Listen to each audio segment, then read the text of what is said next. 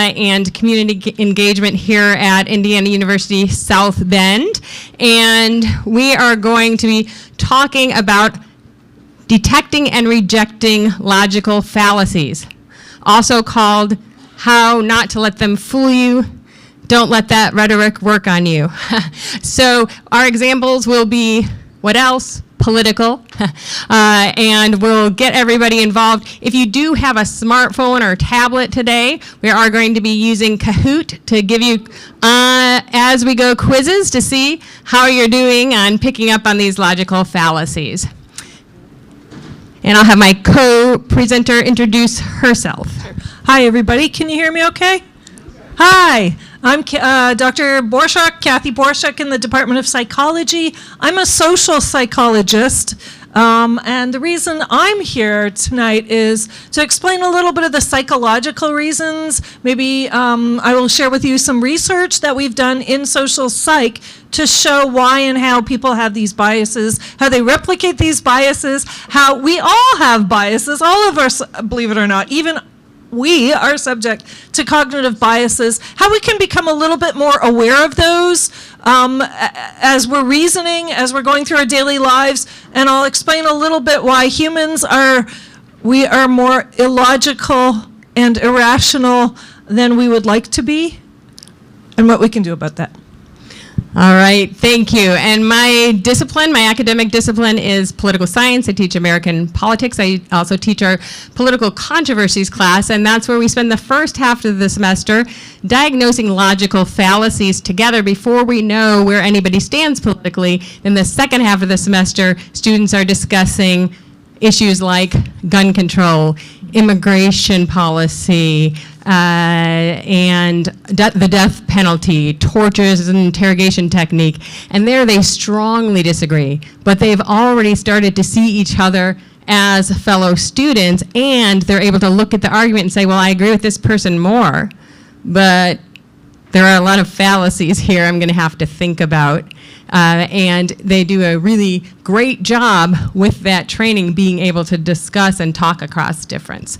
So we want to start with just some basic ideas of what is a fact versus an opinion, an argument versus a claim, why people confuse opinions with fact, the scientific method, right? Why it's important, how it's different than other ways of knowing in the world, and then look at those cognitive biases, common logical fallacies, and then just a few quick tips on how to talk to people when they are engaging in fallacious reasoning, and also think about how you might respond if you're the one, in fact, who is putting forward fallacies.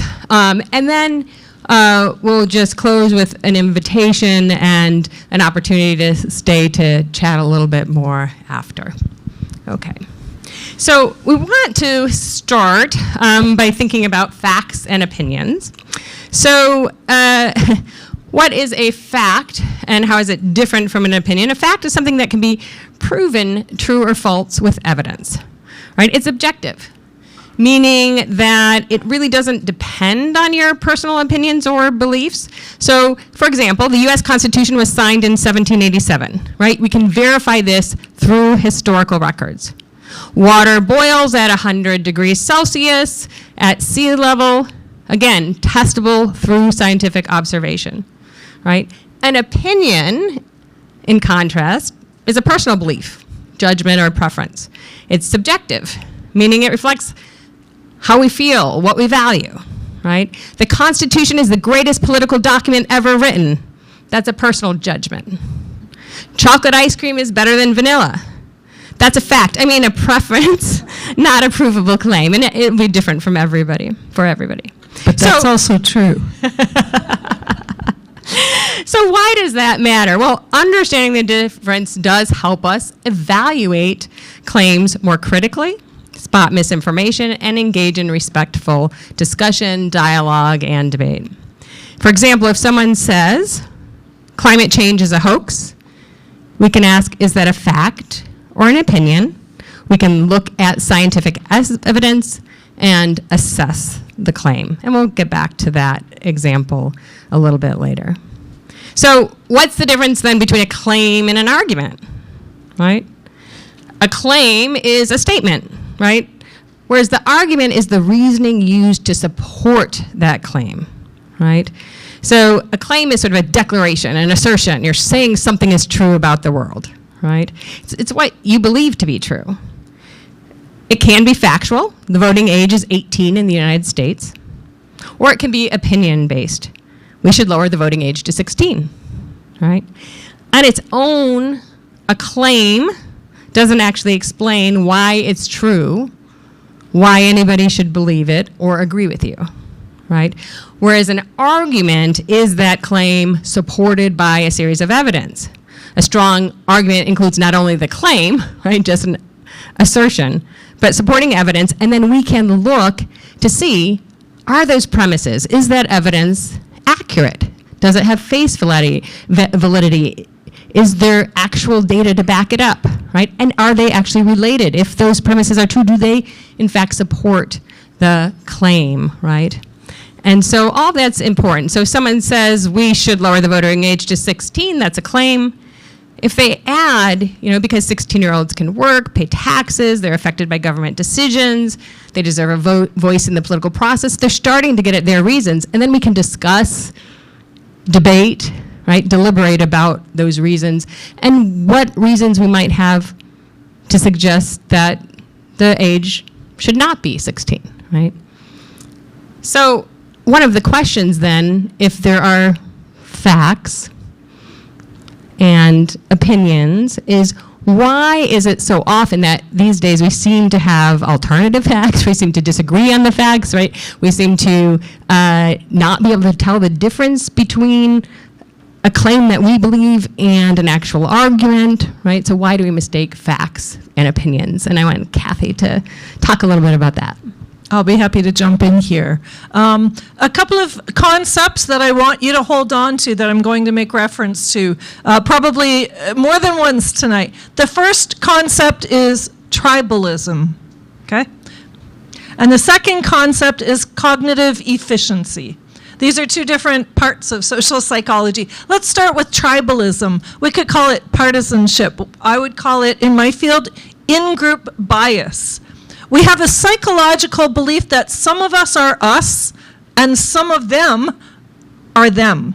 Who is outside your intergroup boundary is one of my most important things that I teach in social psychology. This can go very far. Those that we consider outside of our scope of who is human, who is like me, who is one of us, this is what we call tribalism, or in-group, out-group dynamics. It can lead to all kinds of things, including dehumanization going down the road. Those who are not like us. Now, what does that have to do with opinions versus facts? I'm more likely to think somebody who is one of us is espousing facts. We do tend to privilege things that we call facts. I've never heard someone say to you, oh, that's just your own fact. But they might say, oh, that's just your own opinion. That we don't tend to think that we own facts. We see facts as higher pieces of information. A factual is something that we feel that it's a higher form of belief system. To go with the facts, just the facts, only the facts, I'm only going to stick with what is true. The funny thing about tribalism is we are much more likely to believe somebody on my team in my partisanship area is espousing the truth or the facts. So that's one of the dangers of not examining even the tribalism, the in-group, out-group dynamics, the dynamics that allow us to say you're an outsider, I'm an insider, we are correct, we have special access to the truth, and they don't. So that's the tribalism part of that. Probably the more important way of answering this is by talking about cognitive efficiency. We are what we like to call cognitive misers. If you know the word miser, it means like cheapskate, right? We only have so much cognitive processing capacity to get us through life, to get us through our day, to get us through the next hour. How do I behave? What do I think? How do I dress? How do I greet people? What is the rules for this? All of these cognitive patterns or schemas or scripts that tell us how to get through our day, they overload us. So the idea is that possibly for an evolutionary reason, we cannot process every fact, every piece of information that comes past us. If you're like me, then information hits you like this with your thumb, right? It's like, oh, there's a piece. Oh, there's some information. Oh, there's some more. Oh my gosh, there's some more. I'm sorry, while you guys were dozing off there for a sec, I just encountered like 12 truth claims on my phone. I didn't really, but let's say I did, okay? How do I evaluate each one? Do I take the time to carefully evaluate each one? Given that my aims are at survival as an organism, I might not be able to, or even decide not to, look at every truth claim and evaluate it. How are we able to do that? Who has enough time or cognitive energy to evaluate everything? So we tend to go with somebody who I respect, or somebody in my group, or somebody with some element of authority around them has said this thing. I have heard it from them. I don't have the cognitive capacity to independently verify everything. I'm going to go with what people in my group believe. Or I'm going to go with this person who I respect highly believes. And that way we end up telling ourselves that things that are in fact other people's opinions are a type of truth or a fact, or at least a higher order level of pieces of information. So those are two of the, probably quite a few, but we have a time limit. So I will just mention those two for the moment. Cognitive efficiency, how fast can you process every piece of information? And the other is tribalism, the belief that my group is in terms of going through life, is superior to your group, however we define that.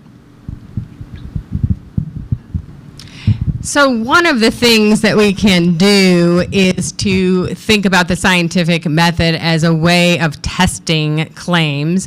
And this is, of course, a step-by-step process that helps us ask questions, gather evidence, draw a conclusion in a way that's more logical, transparent, and repeatable, so other people can continue to test those same claims. We are looking for a falsifiable hypothesis, right? And so we are constantly testing to see, does our claim hold true under different conditions? And this isn't only for the physical laboratory, right? It's a powerful tool for anyone who wants to understand the world more clearly and make better decisions. And so we can ask a question, right? Why do some people vote and others don't? Do backward ground research. We can form a hypothesis and make an educated guess. And then we can test the hypothesis by collecting data, analyzing the data, looking for patterns and relationships, drawing a conclusion, deciding whether or not the evidence supports our hypothesis. We're then also going to share those results, and we're going to repeat the experiment or the study in different contexts. And that's really important because it builds knowledge. It helps us separate facts from opinions and truth from misinformation and evidence from assumptions. And so that's something, for example, that I've done just with claims about voting, where I was at a civic engagement conference and people said, well, it's really hard to get students to go into every single class to talk to them about voter registration, but it's so important, it's so effective. And I said, well, if you can't get them into every classes, why don't you have some of the professors do this? And they said, well, it wouldn't matter to them because, and I said, how do you know that? Well, I had a few students who told me like how powerful it was to have their peer give that presentation. Okay, that's anecdotal evidence, but you're in an academic institution. So I decided to randomize it. Got over 3 dozen campuses, about 250,000 students, and went into and looked at different email techniques. Then we also went in to different classes across dozens of campuses, no presentation, professor presentation, peer presentation. Checked the files to see not how, but if they voted. And they were more likely to vote if they had that 10-minute presentation. And the presenter was randomly assigned. It didn't matter who the presenter was. It mattered that someone took that time and made sure that that registration happened. And then about a third of them followed up with an actual vote. So both registration and voting was improved. The importance was that classroom captive audience and attention and assistance, not the presenter, right? So these things, they're claims based on anecdotal evidence, and then there's actual scientific testing.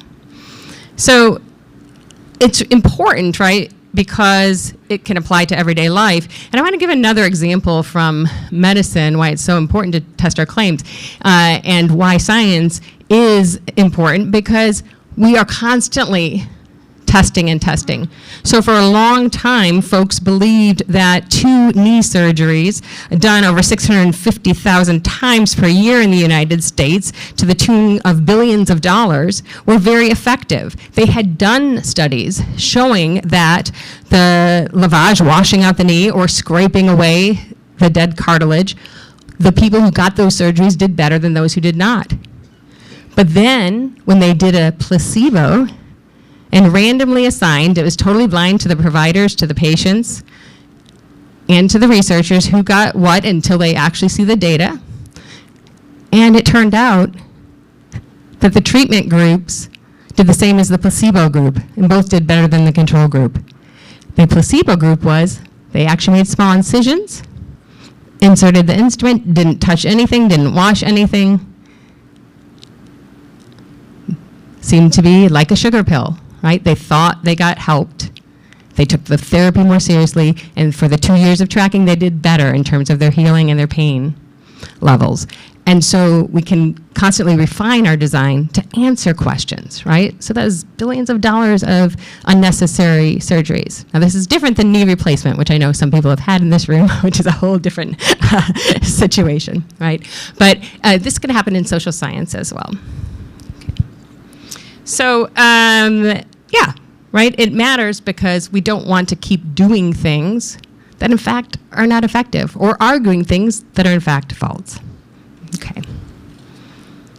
So, why do people are they not persuaded by science? Okay, so I guess this is where we need to talk about Tylenol, right? Autism. So many of my students are interested in autism because they are hoping to be psychologists or behavior analysts or therapists someday, and they're pretty, shall I say, a little outraged this week because they have read the research studies that talk about potential explanations, let's say, for the rising rates of altruism. And my students are not experts, but they are able to read the scientific papers. What we worry about is that we have folks making policy who possibly are not doing that, or are starting from a position of maybe tribalism as part of it. We on this team believe this. Remember COVID? We didn't think at that time, okay, maybe I was naive, that we would be politicizing medical information, but in fact that it did kind of happen, that if you were a member of this, it wasn't a tribe, it wasn't, the in-group was actually political partisan groups, had very different views on what a person who had COVID should do, how they should be treated. And it was not necessarily always, people's opinions were not always based on the available research and scientific literature. It was all often, what do my people believe? What are we believing? Are we the mask wearers, or are we the freedom not to not mask people? Are we the people who, the tribalism became very apparent during that point, and I think that's happening again here, that we're seeing what team you're on is starting to determine what you believe about science. Other examples of science denial that has been, my entire lifetime has been climate denialism, has followed me in my entire life now, I think. Despite scientific consensus about a changing planet and its climate, we still have policies and people who will not accept that science. Why does that happen? I know you want me to answer the harder question, but why do we deny science? Why? Actually, I'm going to give an example from my own life. It was a cute, funny little story, I guess, but it helps to encapsulate this. Many, many years ago, I had a French-Canadian, I'm Canadian, I had a French-Canadian couple who lived next door to me, and he was Anglo and she was French, Francophone, and she smoked a lot. Her name was Nicole, and Nicole smoked a lot. And in her French-inflected English, she explained to me that she didn't need to quit smoking. It wasn't really harmful. I don't know if you've ever heard this one. Stop me if you've heard this one. Smoking's not really harmful. Yeah? And how did she know? Because her grandmother, right? Her grandmother had lived to the age of 93, was the healthiest person she had ever met, and didn't, so all those studies, all of the scientific consensus, all of the actual systematic observation that allows us to look at the lungs of smokers, long-term smokers and non-smokers, allowed her to come to this conclusion that she knew her own grandmother or her own mother had lived a really long life while smoking. We know that's obviously arguing from anecdote, but it was also a little bit of like we do this. In my family, it's okay. We have different patterns. And just in case you think that it was a tribalistic thing, I was a non-smoker, Nicole was a smoker. No, we both smoked together. This was a long time ago. I don't smoke anymore. But we both would go outside and smoke together. And I would try and struggle for reasons why I was still smoking, because I believed the science and knew that this was not the smartest thing to do, whereas she had no cognitive dissonance because she, in fact, was able to convince herself that she knew, everybody she knew, she thought, who had lived a long life had been a smoker. When I pointed out to her, no, it was only her grandmother, she was able to selectively weed through all the other memories, because we do have selective memory. I, on the other hand, had terrible cognitive dissonance. I wanted to be a healthy person who didn't have lungs that were harmed. I didn't want to have a shortened lifespan. I didn't want all the other attendant physical harms that can come from smoking. And I had to practice different sorts of cognitive strategies, which is what you do if you have cognitive dissonance. Cognitive dissonance is just when you do one thing, even though you don't believe in it. Now, what's really interesting, it's really hard for us to think of examples of ourselves being hypocrites. It's really easy to think of other people, examples of other people being hypocrites. It's interesting, isn't it? That is in itself a self-serving bias. It's really hard to think of ourselves as being hypocrites or having cognitive dissonance, but what you can do is just talk yourself out of it, or have more thoughts about, yes, I know I'm a smoker, but, right? But, oh, look, I walk so many miles a day, I eat vegetables, so it's going to be okay. So all of these cognitive strategies are not unknown to social psychologists. We actually know we do these sorts of things. Another thing I would say is that when it comes to science, and this is not a jab at me or you or us or people in Indiana or people in the United States, I just think in general, we are not super numerate. We are not great with numbers. In many cases. It is very easy to tell somebody you're doing math in your head wrong. I know very few people who won't get flustered if I say that. There's a few who are like, I can always do math in my head, and I'm 100% confident, but most of us are not as strong numerically as we would like to be. So when faced with scientific papers, it's like, oh, there's a lot of numbers in here. I don't know. And also, there's a bias that we know if you show somebody numbers, doesn't matter if they're complete nonsense and crap, you just show somebody a graph, and they're going to be more likely to agree that you are arguing from a fact-based, right? Because we are not supernumerate, and we don't tend to go over every little piece of information. That goes back to my second point, which was not tribalism, but what? Cognitive efficiency. Well done. Yes, exactly. That's very good. Okay, Shelley, I'm going to leave that for the moment. Okay. So we're moving on to logical fallacies. And you all are going to have an opportunity to weigh in here. Oh, I'm going to do the cognitive bias. Do you want to do it? Yeah. Shall I? Yeah, let's do it quickly. Yep. Okay. Okay, this is the chance when I get to say, find your favorite Cognitive bias. I have my favorite. You can decide on your favorite too. These are examples. And again, if you were taking a social psych class with me, we would go through these and we'd all kind of get a little embarrassed as we recognize, oh no, I do that one. Oh yeah, I do that one too. It's just, this is human nature. This is not an indictment of you're a bad thinker. In fact, the only psychologist, he was a cognitive psychologist, who won a Nobel Prize, not a real Nobel Prize, it was economics, so that's, anyway, I don't want to get into that, thank you, Caroline, almost blanked on his name, was Daniel Kahneman, who wrote a book that everybody can read. It's very readable. It's for the public, called Thinking Fast and Slow. And he talks in that book, he was one of the founders of heuristics. He came up with the word heuristic, which simply means a cognitive shortcut.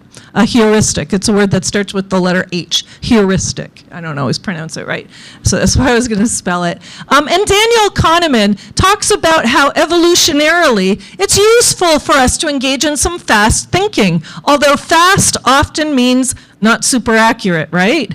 Whereas slow thinking, slow, deliberative, you spend time on it, you're more accurate, but also what's the downside? Takes a long time, takes a lot of time to engage in slow thinking. And he has all kinds of examples. But he was the person who coined the phrase about cognitive heuristics, these mental shortcuts we tend to take. The one I always teach about first is stereotyping.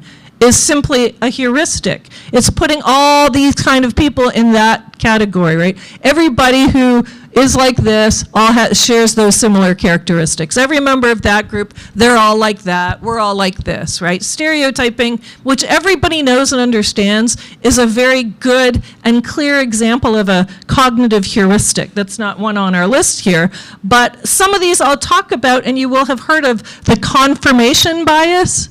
I think you've heard of that.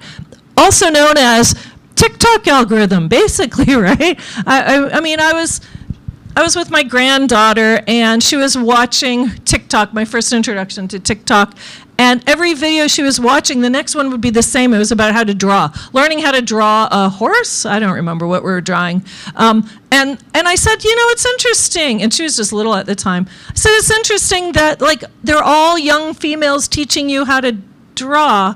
And she said, Grandma, that's because of the algorithm. It's like, oh yeah, right. She was like 9. She was explaining the algorithm to me. It's like, yes, of course. In other words, you're going to find what you're looking for. Is another way of thinking about that. And that is the confirmation bias. You will find information, and you will remember information that confirms the beliefs that you already have. That's a fast thinking thing. You're going to be more attracted to those beliefs, to those statements, to those claims, as you were saying. We've talked about in-group bias already because, yeah, in-group bias, it's actually on the list, but we've already talked about that, and we've called it tribalism. And that is thinking that the people in my group, again, are superior reasoners, right? Sure, we are. We always are, of course. I'm looking at the list. Appeals to authority, I've talked about that a little bit too. People that you respect and trust are the people that you're going to listen to. It's a quick way of drawing a conclusion. If you're interested, like I am sort of an authority, would you like to ask me questions about whether you should get your child vaccinated? Wrong authority, right? You want to look at the correct authorities when you're asking questions. I have no problem myself looking to my physician for medical information. I'm okay with that. But just because I really, really respect Professor Benyon, whose office is down the hall from me, she knows a lot of stuff. I do admire her. I've known her for a long time. I think she's amazing. I'm not going to ask you about whether I should get knee replacement, which I probably should, right? Because she's a political scientist. So the appeal to authorities really does kind of matter here a little bit. I want to talk about some of the research on the negativity bias.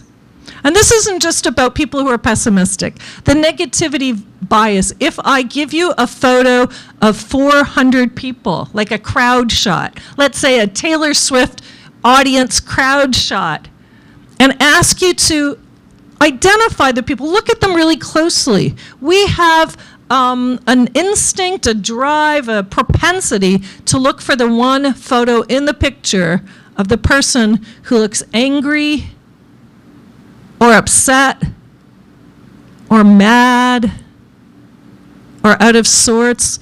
And all the other people at Taylor Swift concert, of course, are all, doing whatever they do. I don't know, I've not been to one. But I'm guessing they're cheering, they're smiling, they're happy, they're dancing. But our human propensity is to scan that crowd and find the one angry, negative, upset, sad face. It's called the negativity bias. We pay more attention to things that are negative than to things that are positive. Your family says wonderful things about you, and then that one time, your Uncle Ted said, could lose a couple of pounds, right?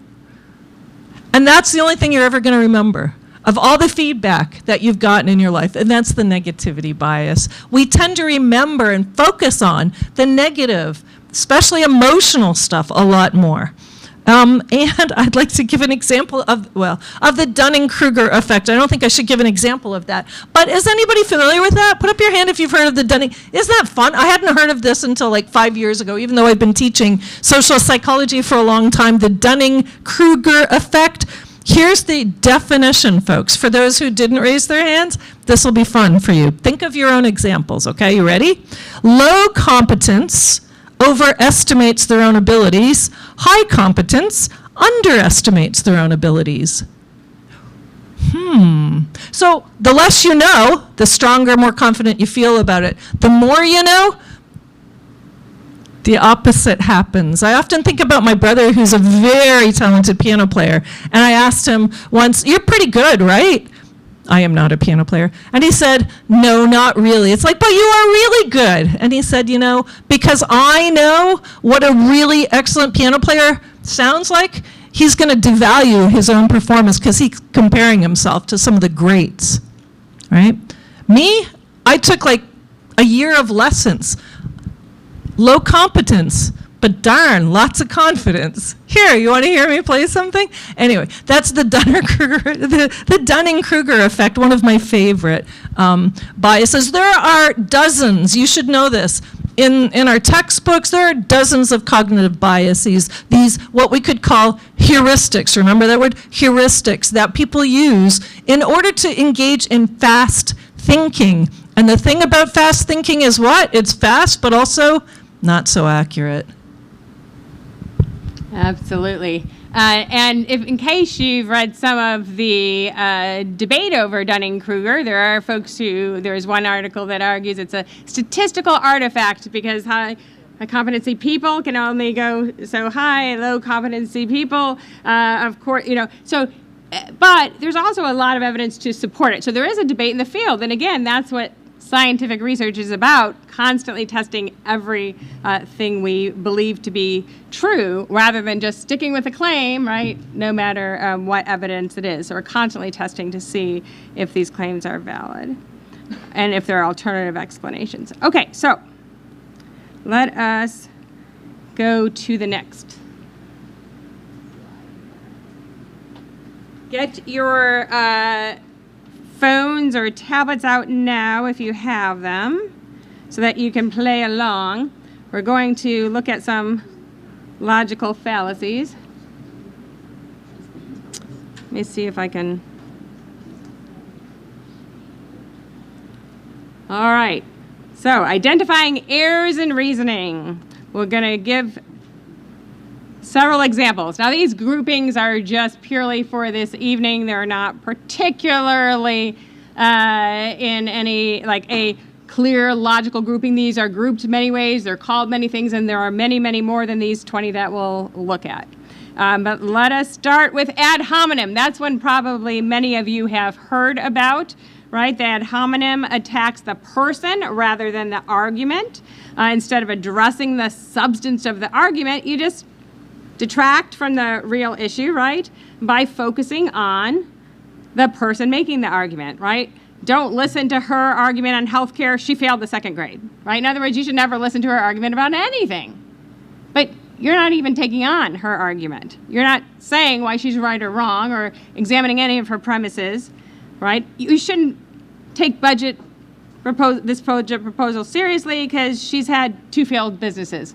Well, a lot of very successful business people have had multiple failed businesses, but before they have incredibly wildly successful ones, right? Because if you're in business, you often learn that failure is part of what is to be expected in order to ultimately succeed, right? And so just simply saying, oh, we shouldn't listen to anything this person says because of some kind of attack, some negative thing that we pull out of their history or their character is this. A related fallacy is guilt by association, right? The firm this person worked with was found guilty of corruption or of fraud or of lying about a story they released, and therefore everybody, the people who worked there are guilty by association. So don't listen to anything they have to say on any topic. Okay. The impact on reasoning then, of course, is to shift that argument to irrelevant personal traits and undermine rational debate and clear thinking. Our next one then is going to be the straw man. And unlike that homonym which attacks the person instead of the argument, this one sets up a weak form of an argument. And so my opponent wants to cut military spending so clearly they don't care about national security. It might be that your opponent wants to cut funding for specific weapons that the Pentagon has said are obsolete and it doesn't even need. It does not mean that they don't care about national security. Right? But you're going to weaken that argument. Or let's say, take the conservative claim, we need stronger border security to prevent illegal immigration and protect national sovereignty. And let's say a liberal responds, oh, you just want to build a wall, keep out all immigrants because you hate foreigners. Right? So you could characterize their argument that way, but it may be that that same person wants comprehensive immigration reform, wants to invite people into the country and get rid of the backlog of doing so, right? You're not fairly reflecting the full argument. Okay, so creating a weak version of the argument that you can easily knock down.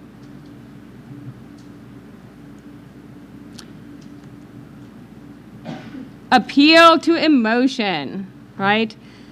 This is appealing to emotions to manipulate the feelings of a person instead of making a logical argument, using fear and pity and anger to persuade rather than facts. This is very, very common in politics, especially this appeal to fear. It clouds your judgment. It bypasses critical thinking. So if you don't support this bill, think of the children who will suffer. Right? It may be that bill is cutting a program that we found is ineffective so that there's funding for another program that's effective. But you might not be looking at any of that evidence because you're too busy worrying about the children, right? Can I butt in for a sec? Yes. Okay, so something I think about a lot is how we have turned our attacks on each other, reduced it to like 3 different words. You're a Nazi or you're a pedophile, right? And pedophilia in particular, I teach about gender and about sexual assault and about child sexual abuse.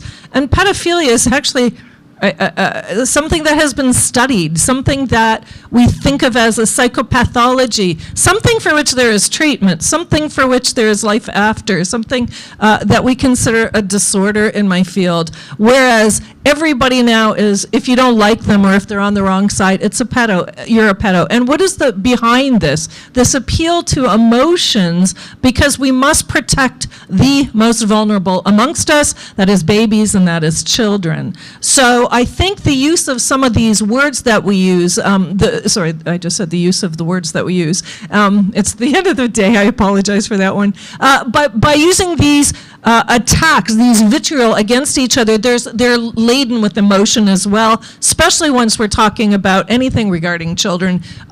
You put the liquid in the babies kind of thing. Mm-hmm. So just another great point, and if we don't pass surveillance law, terrorists will attack the city and innocent people will die, right? You want that on your conscience. So you're afraid. So you'll do anything. Support torture as an interrogation technique, perhaps. Support the surveillance of all homes. Support getting rid of probable cause for searches.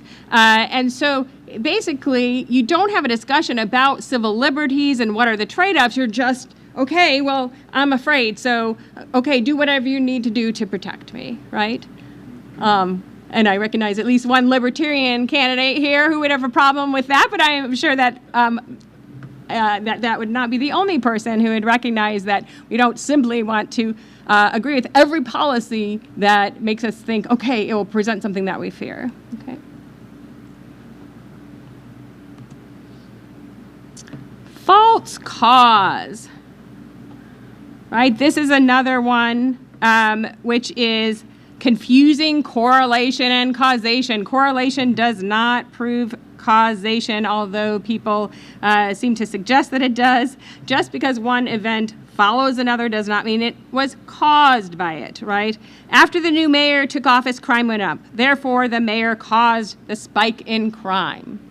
In fact, policies gutted by the previous mayor that people relied on could then cause people to become desperate, which we know then is often correlated with an increase in crime, right? And so these may have nothing to do with the new mayor. There are a whole host of other reasons why this could happen. So we falsely jumped to this idea of a causal connection. And it's easy to do. Jump to conclusions. Okay. And slippery slope. The definition of the slippery slope is that a small step will inevitably lead to a chain of related events with extreme consequences. It promotes fear, discourages reasonable policy changes. So if Congress passes universal background checks, then next the government will be coming for your hunting rifles, right? Once you take one regulation, the next and the next and the next and the next and the next until people are completely defenseless without showing. Now, does it mean that nobody who wanted that didn't want to do more than that? No, but you can't assume that all of those things will naturally follow automatically, right? This one has come up recently. If we allow mail-in voting, soon we'll have widespread fraud and lose democracy. When in fact, we see that mail ballots have a tiny bit higher fraud rate than in-person ballot. But it's, when you say tiny, we're talking about lightning strike twice, people. I mean, these are not big numbers. There's no evidence that it's changed any election results. And in fact, our clerks of all political parties are working very hard for all the different checks that are put in place to make sure this doesn't happen, right? But we just assume, right? So let us look at how you do with these fallacies. So we're going to go to the Kahoot. Let me see if I can do this. Oh, yes. Okay, so you want to scan the QR code or go to kahoot.it and enter that game pin.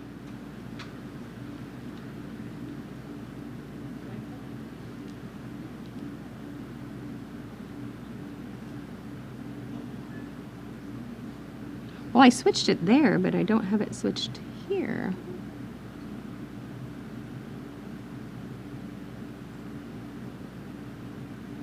So I don't see that Kahoot here.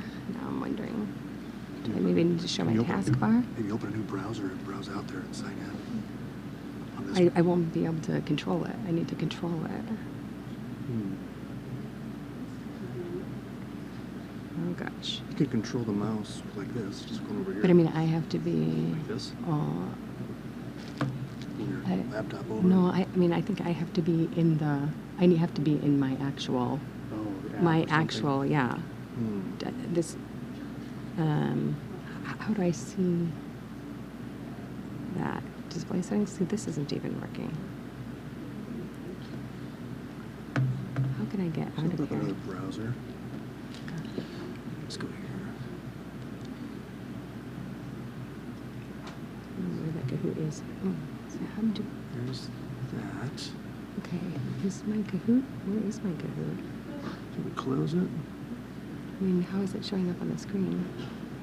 It's not here. Where's the mouse? There it is. Well, we had this ahead of time so it could toggle back and forth between them, and then did one tiny change and New window, maybe? oh boy. Oh, that's gonna be a problem. It's gonna There's this window. Where is that? Coach. It's going to have to sign in. It's going to have to restart the game, and that's going to be different than that. I think there's a way to sign in with that game pin, I believe. But I won't be able to control it. I'll be a player. You sign in as the admin, I believe, right? Not if I use the pin. Well, isn't there a special pin? I don't know. What is this showing though? I mean, it is like this is somewhere on my computer, right? It has to be. It says start over there on the way side. Okay. Yeah, but I can't. Okay, so how? I don't know how I would. But I'm not connected to that computer. But Let's I try need to start start it over here. See what it does. Let's try. Oh, now you're seeing it. I don't know what I did. Oh boy. Do it now. All right. Well, I don't know what we did. We don't know what we did, but we said okay. Start the Kahoot space. It says. All right. Keep coming. Oh, and I forgot to say. See, most of you got that. You do a nickname. You don't have to do your real name. Okay. All right. We have 50 people. Anybody else? 51. All right. You're in. We won't have to do this for every set. 52. All right. Anybody still waiting? Okay, we got 50. All right, we're good. 53. Excellent. All right. For bragging rights. Here we go.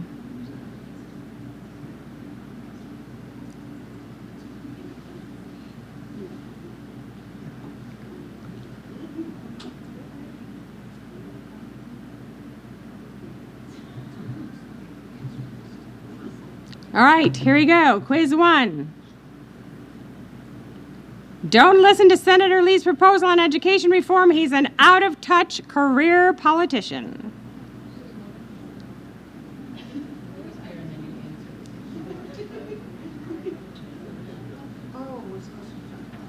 Touch it on your screen, which is the correct fallacy. 10 seconds left.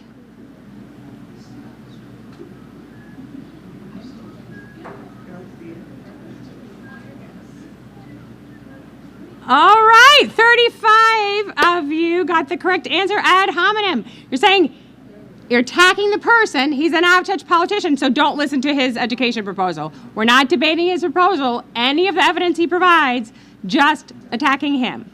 All right, ready for the next question?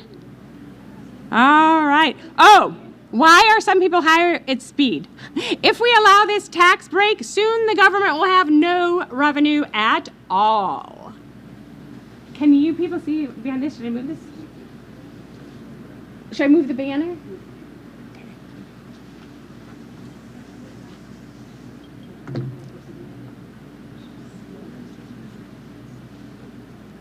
All right, we have 53 answers. All right, again, the majority of you, strong majority, got it. Slippery slope, right? Take this tax break, then all these bad things will happen. We'll get another tax break at the state level, then at the local level, we'll have no revenue at all, right? Next. Da-da-da-da-da-da-da, John Democracy, all right. So it's looking at right answer and speed, but speed can also compromise right answers, as we've learned. Okay, next. He wants to reduce defense spending, so clearly he doesn't care about national security. What was that?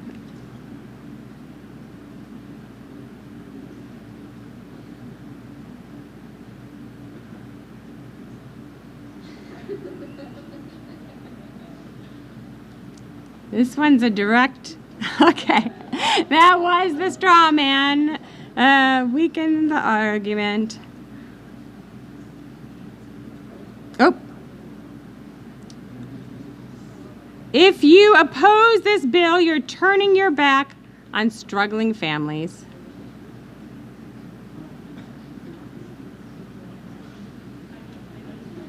If some folks want to move to a different table, that's cool.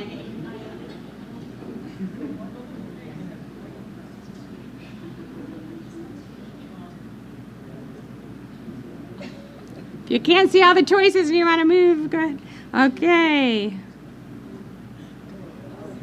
All right. Yes, appeal to emotion, the sympathy and pity for the struggling families.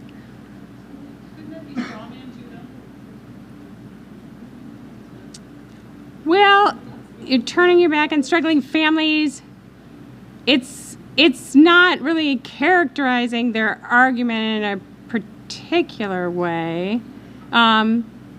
It's not giving a different version or weaker version of the argument. It's just saying this thing will happen. It's mostly the cue.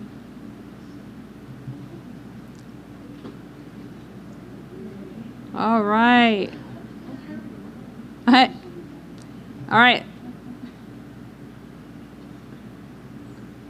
Crime increased after the new recycling program started, so the program must be to blame. Recycling causes crime.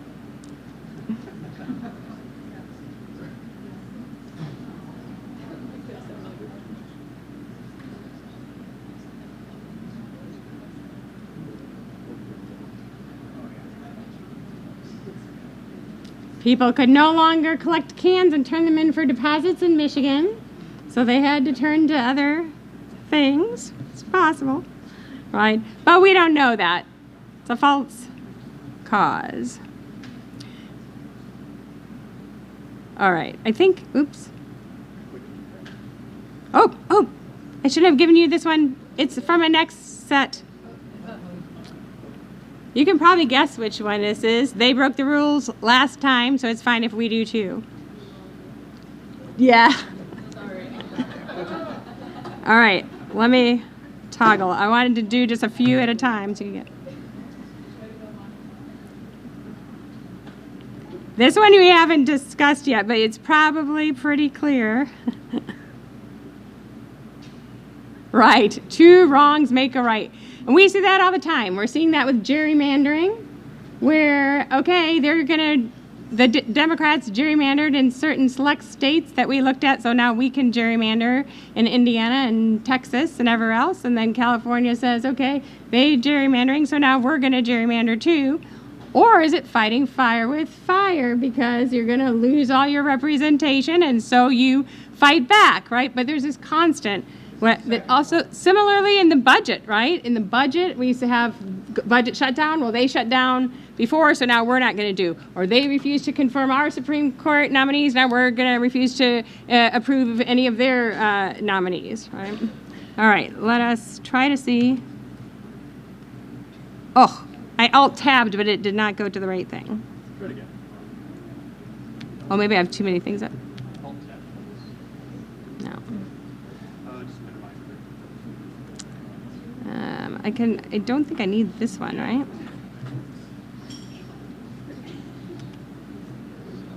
PowerPoint. Yeah. Goes down or something, or- Ugh. We can minimize. So I shouldn't have.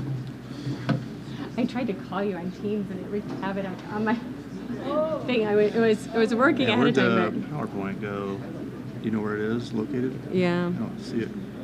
but I don't know if I'll get it up on screen. Logical fallacies slider. Okay. Oh my gosh, it's frustrating. I broke it into 5 so they could not have too many You may have going to at a duplicate. time. There it goes. And you can present mode down there. You'll have to scroll through some slides, that button right there. You go to the slide that we're on. All right. So sorry about the tech difficulty. We were set up, and I'm not sure what happened. This is a little bit of a tricky screen, which our tech support had warned us about ahead of time, so probably shouldn't have touched anything. Okay, so additional fallacies. Are you ready?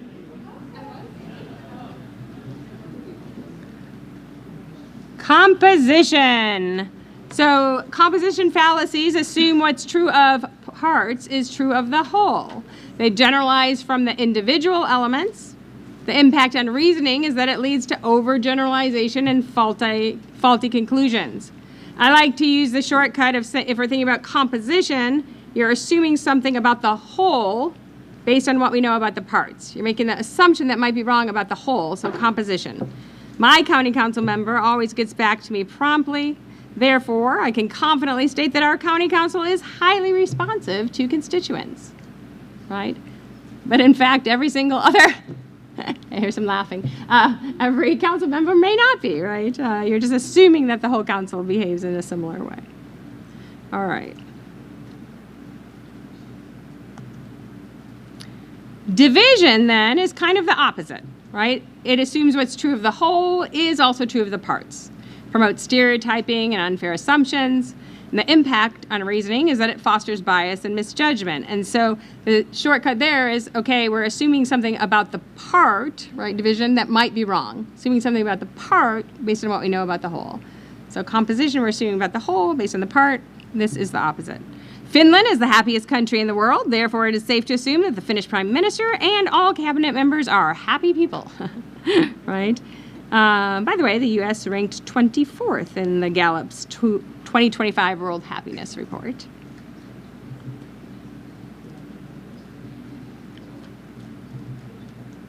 Ambiguity, okay? Ambiguity fallacies use vague or double meaning language to mislead or confuse people.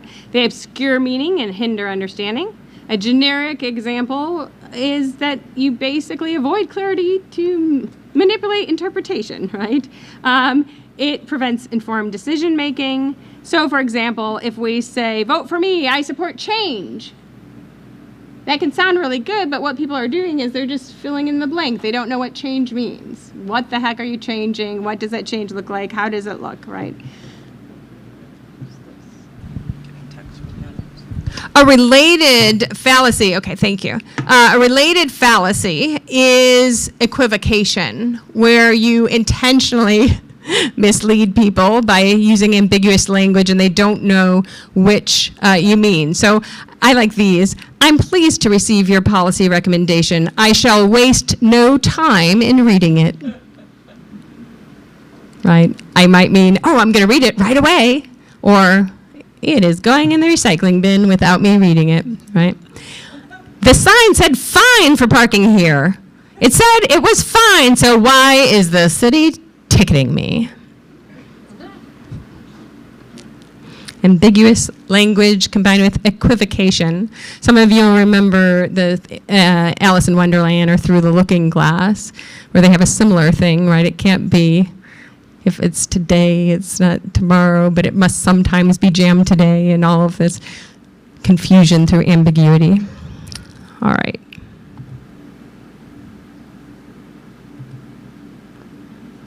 A loaded question. All of you are probably familiar with these. Often these come in the form of push polls or poorly designed survey questions that are meant more to push us toward an opinion than to measure our opinion, right? You manipulate and distort your responses by misrepresenting someone's views. So it's often a double-barreled question too, asking two different things. But when will you stop supporting violent extremists? Or so tell us, Senator Smith, have you always supported violence?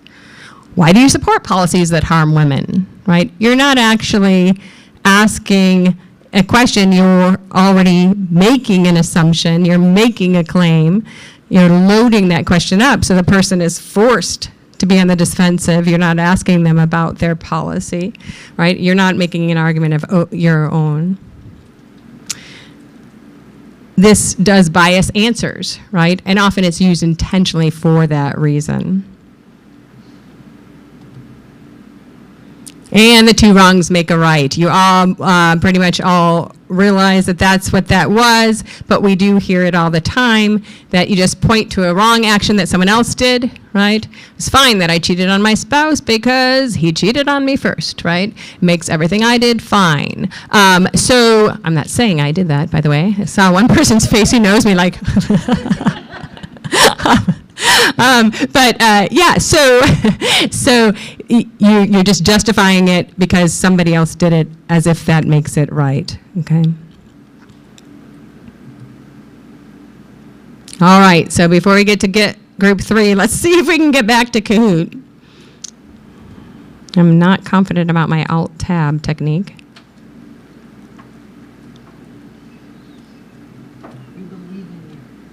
Oh, no. Where's the Kahoot? Did we see it? We did? Ah. Oh, how do I?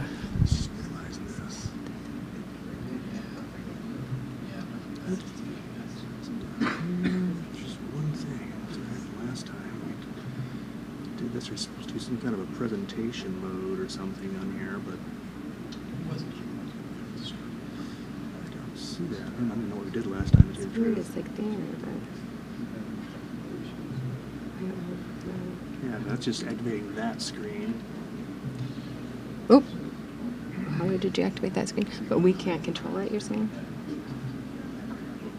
Yeah, we didn't. I don't know what happened here. We kind of pretty much took this down last time and it worked, right? Try again. The PowerPoint, unfortunately.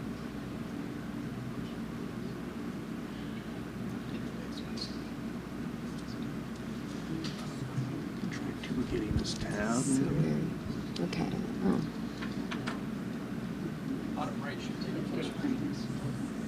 It's not on the screen at all.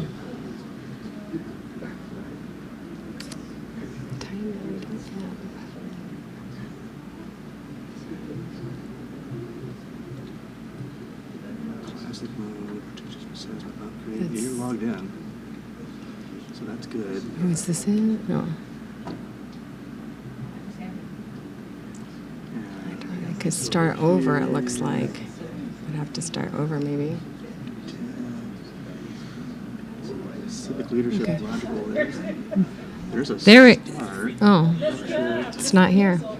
So did we just have to restart it? Screen. It's not going to be good, but it's almost like It's in classic mode. That's how I did it, though. Classic mode. Team It's just classic mode. It looks like we might have to start it over again, but then it might not be up on the screen, right? I have no idea. No. Game 10. That's not working. It's a whole different game. 10 waiting for participants. No, definitely don't want that. I don't know. I mean, we have a little button over here. What does that say? Can't read it. Start? This way to touch it. Are you controlling it? I can. Just push Okay. that button right there. Just read them. all right. So I can read it from there. Candidate John Smith stands for freedom.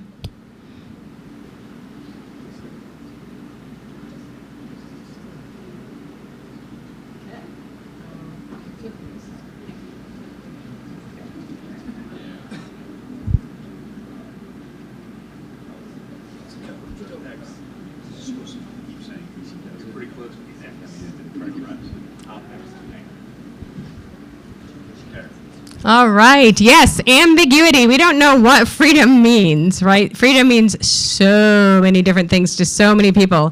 And this idea that you have some people who support big government and some people who support little government, right?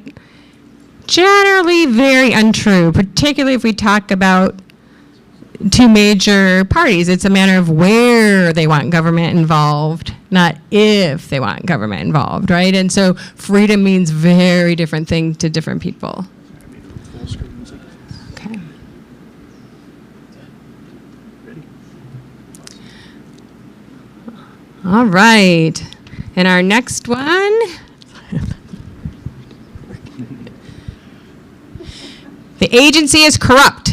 So every employee must be corrupt. Every FBI agent.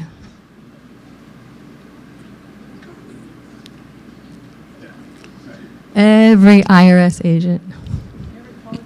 Every college professor. All right, well, every member of the bank. All right. we're assuming something about the individual based on what we know about the part. Which did it say was correct? That's right. Okay. I thought it said composition. I'm like, that's not right. It's division. Okay. The BMV is notoriously inefficient. This proves that the government programs are a waste of time and money. Government-run programs.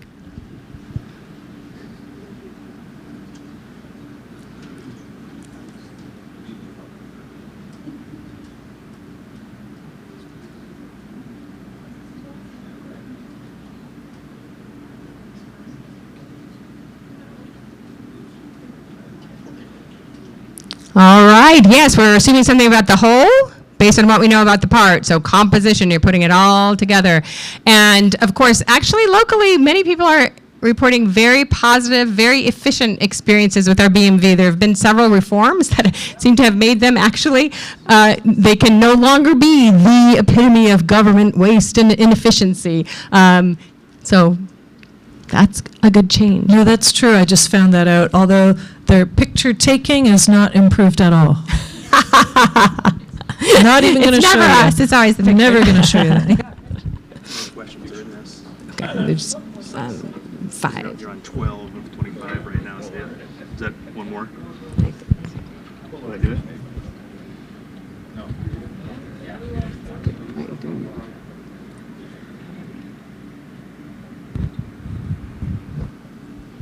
Why did you vote for a policy that hurts small businesses?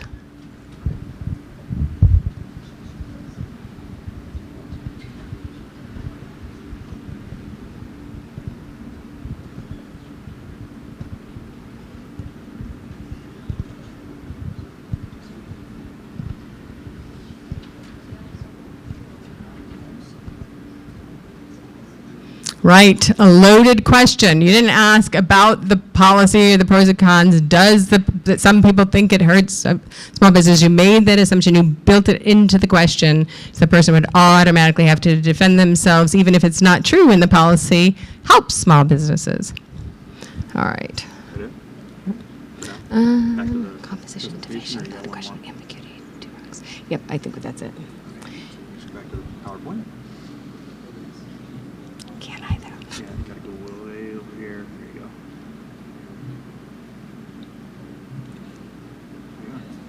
go. Yay. Okay. So, group 3.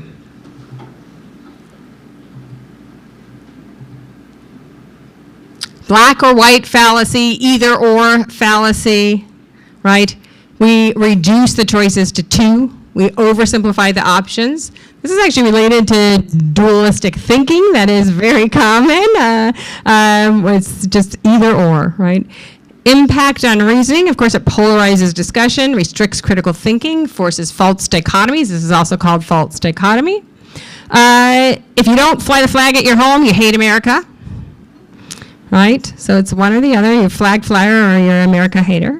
You're either for the new tax policy or you hate working families. Your community must approve the tax increase, or lay off public safety officers. Where in reality, there may be a number of reasons why you don't fly the flag every day, including sensitivities of neighbors in other countries where that is illegal, right? And a concern, including just your aesthetic, that you just like to do it on certain holidays, but you have a certain other look going for your house, right? You are for either the tax policy or for working families. Well, there might be all other policies that you support that you think are better for working families. And just because you do not increase taxes does not mean that you're going to lay off public safety officers. It might be that there are other cuts that you're going to make, right? There are all kinds of other reasons. So I force this false dichotomy. Bandwagon, this is also called appeal to popularity, right? Where everybody seems to be heading in a certain direction or liking something, so you want to like it too, right? Or people agree on something, you're going to agree on it too. Brexit, that seemed to happen to some extent. Everybody's voting to leave. It must be the right choice. Some people regretted it later. Some did not, but many did. And post-Iowa caucus, everyone seems to be supporting Barack Obama, so I should too. Hadn't heard of him before that, but now, right? Now that doesn't mean that maybe Brexit was a good idea or a bad idea, that voting for Obama was a good idea or a bad idea, but it's just because other people are doing it doesn't mean that you should too. But cognitive miser, especially if those people are your people.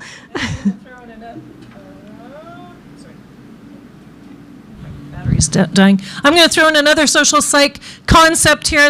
You're going to like this one. It's called pluralistic ignorance. Doesn't that sound like everybody you know? That's a good one. Pluralistic ignorance. Basically, it's the blind leading the blind. If we don't know what we're doing, and this is not going to be on the Kahoot, but if we really don't know how to choose, what to think, what to believe, which direction to go to. I get this from students sometimes. I'm not going to go vote because I don't know the issues and I don't know who to vote for.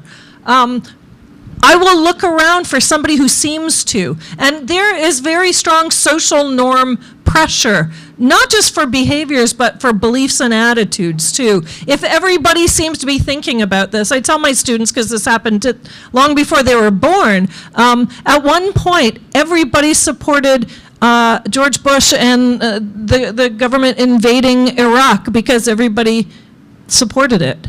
Not because they were using their logical, rational faculties, but everybody went along. And the more everybody goes along, the more everybody goes along. So there's very much a herd mentality here. Pluralistic ignorance and social norm pressure are really important from my perspective here.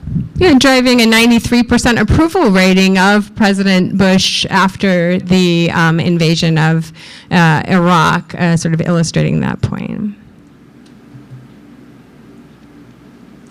Appeal to authority. We've heard about this. Use an authority figure as evidence, even if they're not an expert on the topic. And this can mislead the audience if the authority is irrelevant, right? Has nothing to do, like I can't advise Kathy on her knee surgery, or inaccurate, right? And so that is, for example, if you trust RFK because he says there's a link between vaccines and autism, so therefore you decide that your kids are safer skipping all vaccines, and especially the measles, mumps, and rubella vaccine. The problem with that is there's no credible scientific evidence, right, linking vaccines to autism. This misconception originated in a 1998 study by Andrew Wakefield, which claimed a correlation and a connection, a causal connection between MMR vaccine and autism. It was fully retracted by the journal, right? Serious procedural errors, undisclosed financial conflicts of interest, and ethical violations. He lost his medical license, and those findings have been thoroughly debunked by multiple large-scale studies, right, that find no association. And so, but yet the idea persists, right? And so when we simply appeal to the authority saying, well, if you are the Secretary of Health and Human Services, you must be correct, right? Then we're not looking at the weight of the evidence. Yeah, So quickly. my question is, you guys gave a great example earlier where you guys can't tell each other what to get under knee surgery. Now, I believe RFK does not have the expertise, but a normal person should assume that our health and human services person does have expertise in that topic. Is this something, this seems to be an outlier of the authority? Right, and so the question really is, if somebody is the head of HHS, we would assume that they are an authority, and we are cognitive misers, so we would be generally right to say they are using the weight of scientific evidence. And so this is a sort of outlier, just as the reports containing AI citations that don't exist are an outlier. In the past, when the government agencies were bigger and had more researchers, and those people were working directly with the secretaries, Democrats and Republicans, to put out the data, we would tend to trust that data more than we do now. If someone coming in and saying, I already believe this, and so I'm putting out some facts that agree with my preconceived opinion, even though scientists are, there's just simply not the evidence to support it. Yeah. Okay.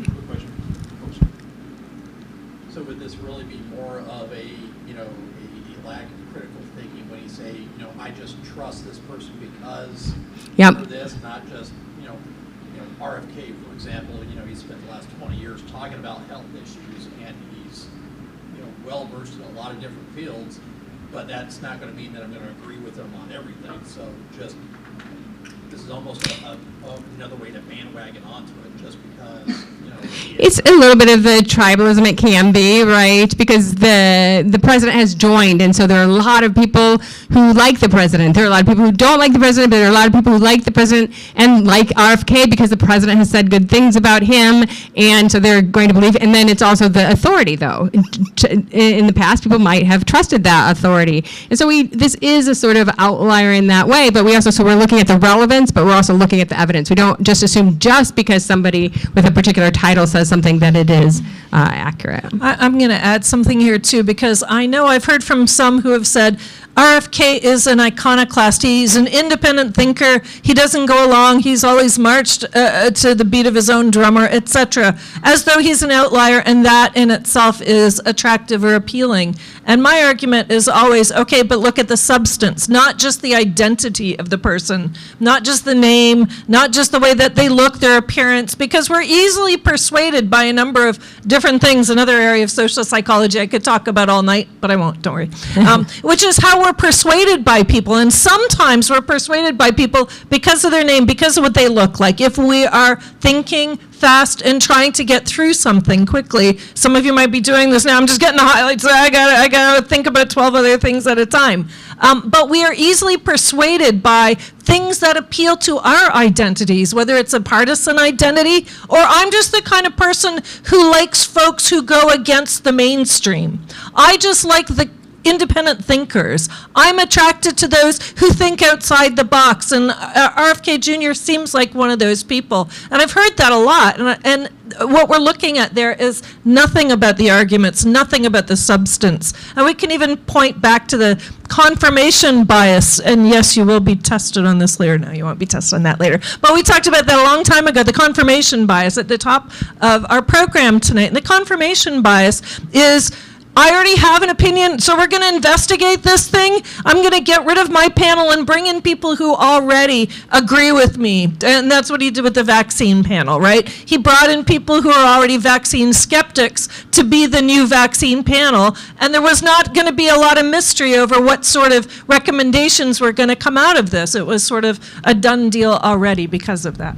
And it can happen with any group or individual, and you have to be actually asking to see the data. But again, we don't always do that. So I'm a big proponent of voter access, and so when voting rights groups say, well, early voting leads to higher turnout, I want to believe that. But then as a political scientist, I say, oh, actually the studies don't show that. They show that the same people turn out, but it can lower the lines. It can, there are other forms of convenient voting like automatic voter registration, mail-in balloting, same-day registration that do increase turnout, right? But this actually, we thought it would, but it doesn't, right? Same with motor voter bill. But anyway, okay, that's a different lecture.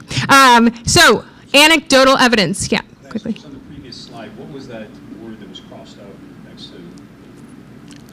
Don't ask her to go back. Oh, you can't go back? No. Like something, yeah, prepared, like it looks Oh, I think it's supposed to be like unprepared, but prepared. Okay, that is good eyes. Okay, anecdotal evidence. We've talked about this before. You just rely on a story. I gave the example of like, hey, students only listen to their peers because a few people said that, right? My neighbor had a bad experience with public schools. They must be failing, right?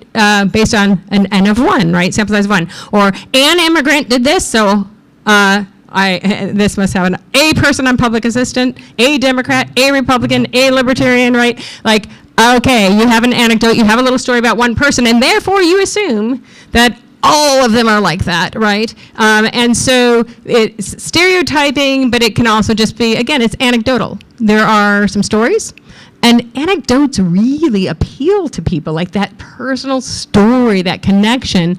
But sometimes they're very misleading because it might be that one person who's different than the other 99 out of 100, right? That you're getting that example from. So it's similar to the fallacy unrepresentative sample. Special pleading, yes. It doesn't apply to me, right? Applying different standards to oneself without justification, undermining fairness and consistency, or one's group, right? So, yes, corporate donations to political campaigns are corrupting our democracy, unless they're supporting my campaign because I'm fighting for the people, right? So, again, it just doesn't apply to me. Obviously not very persuasive, but we hear that a lot. All right. Do we dare? See how you did on this one.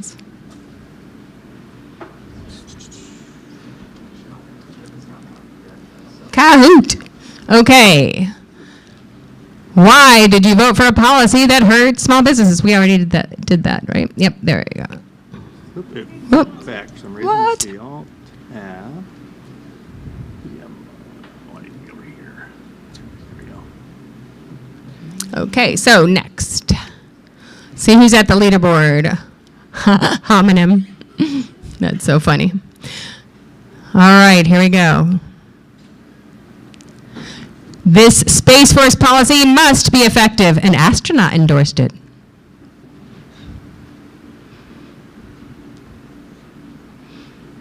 Bonus points for whomever can sing the Space Force anthem. Is there one? Yeah. I know all the other ones. I went to the symphony has a piece where they do all the different branches, but they had not added Space Force. Has to be updated, I guess. All right. All right, appeal to authority, exactly right. Just because of the endorsement, we assume it must be good. All right. Homonym hanging in there, fast on the draw. Seatbelt laws should be enforced to protect public safety, but they shouldn't apply to me because I am a safe driver.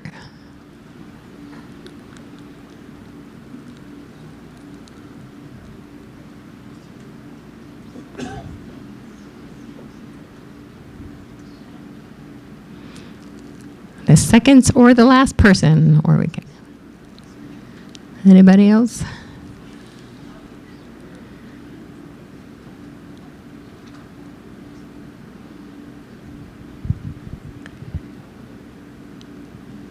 Yes, special pleading. It doesn't apply to me. Said many a politician. Yes, go ahead. All right, you're either for this education reform or you're against student success.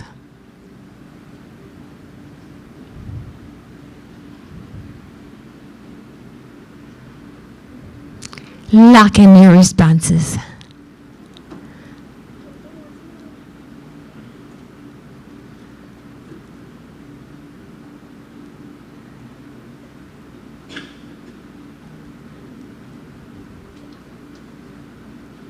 Very good, either or fallacy, right?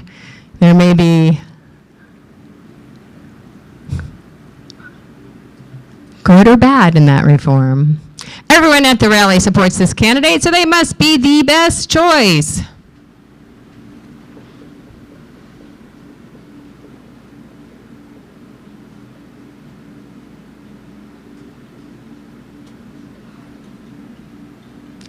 Very good. Bandwagon. Popularity. Appeal to popularity and jump on the bandwagon. Okay. My neighbor had a bad experience with public transit. So it's clearly unreliable.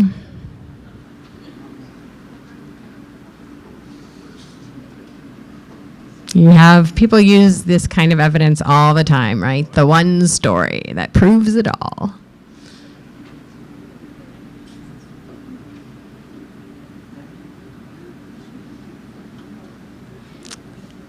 Yes, kind of like the smoking grandma, right? Anecdotal evidence. Good. And one more. Okay, I think that was, yep. All right. Oh, oh, You know the policy is effective because it works. oh, that's going to be, If You went to the next one. I tried to do the PowerPoint, but instead I did this. Let's see if anybody can get it.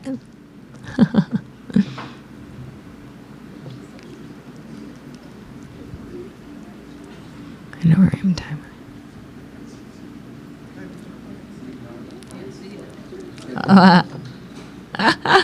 I know the policy is effective because it works.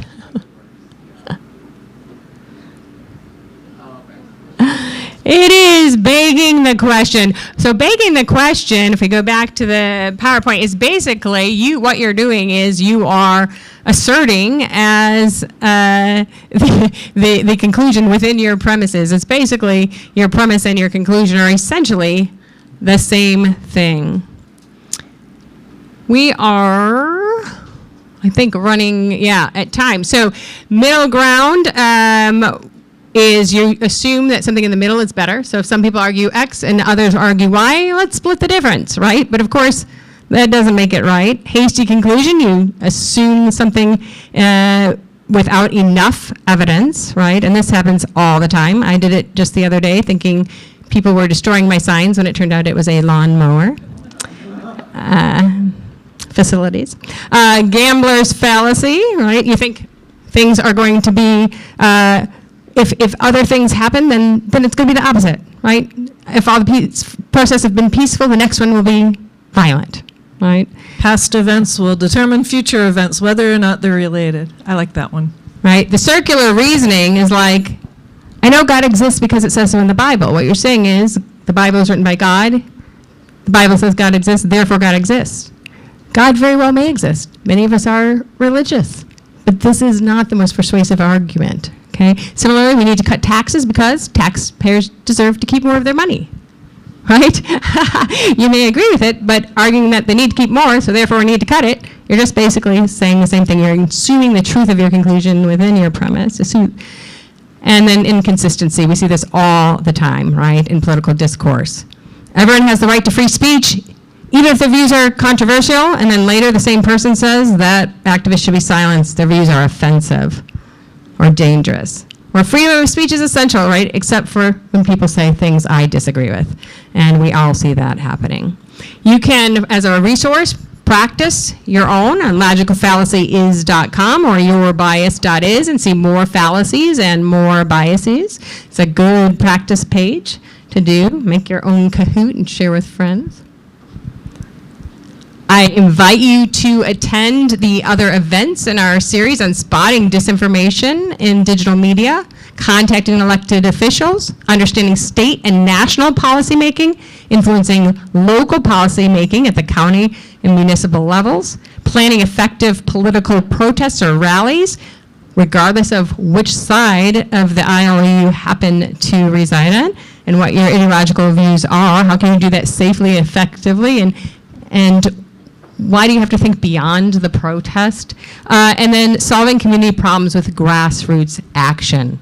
There is a completion certificate for part 1, which is 1, 2, and 3, and 3 of part 2, which is 4 through 7. And you'll have little quizzes that you do your feedback. On your sheets, be sure to mark if you want us to track your attendance for those particular, for those certificates, or if you want to be on an email list to learn about future events. The other thing I just want to say is one question we get a lot is how do you talk to people if they are engaged in this kind of fallacious reasoning? And one of the things that you need to do is to stay calm and respectful, right? Nobody is going to listen if they feel attacked, right? If you're ridiculing them and being condescending, they are going to shut down immediately. You should model that tone that you would like for yourself, civility. Ask thoughtful questions. What evidence supports that? How did you come to that conclusion? Could there be another explanation, right? Gently, Socratically challenge those assumptions. Focus on shared values, right? What's the common ground to build trust and reduce defensiveness? Frame your point in ways that resonates with their values: fairness, freedom, safety. Name the fallacy, but do it carefully, right? That sounds a bit like a slippery slope argument. Do you think that outcome is inevitable? Could that be a false dilemma? Might there be more than two options, right? Use examples and analogies that help them see the flaw by applying the same logic to a neutral topic, right? Or an absurd example, right? Now, of course, people do use these rhetorical techniques to encourage us to respond with emotion or engage in these fallacies. Some folks may be pushing propaganda, right? But by having these tools, we can help to be more critical consumers of information.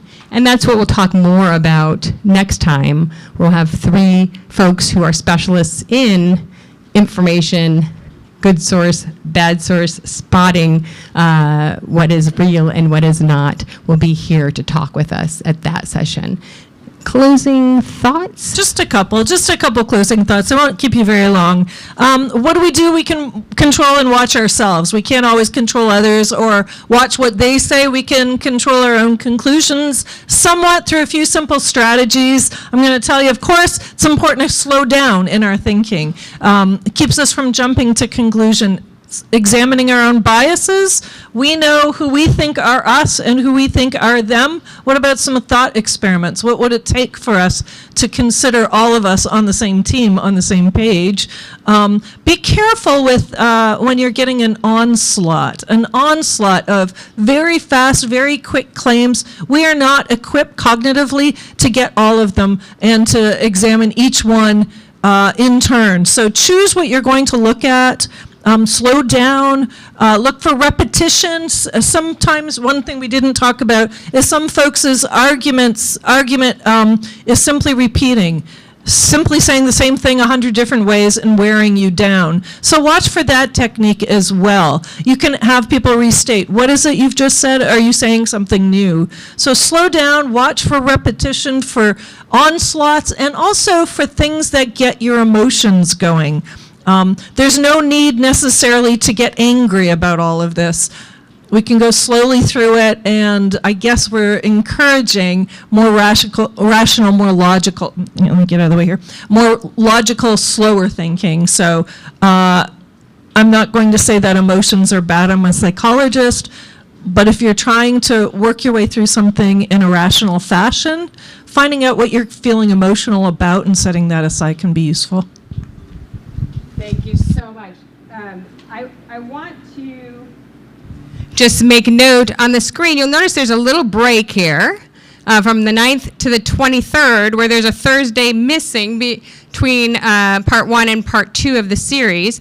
And that is because the Office of Community Engagement is hosting a session with an original composition by Dr. Jorge Muniz, who's a composer. There are poems by Maya Angelou, Gwendolyn Brooks, Langston Hughes. There are parts of a papal encyclical from Pope Francis on the dignity of humans, and those inspired these movements of the symphony. It's just 30 minutes, and we'll listen to a professional recording that recently premiered in Indianapolis and be reflecting. So there's sort of a poem and a chapter of the encyclical that goes with each of the movements, and the composer would like us to reflect on what connects us all to each other, to our planet, etc. And so we invite all of you to join us for that as well. That's at Lang Lab at 1302 High Street.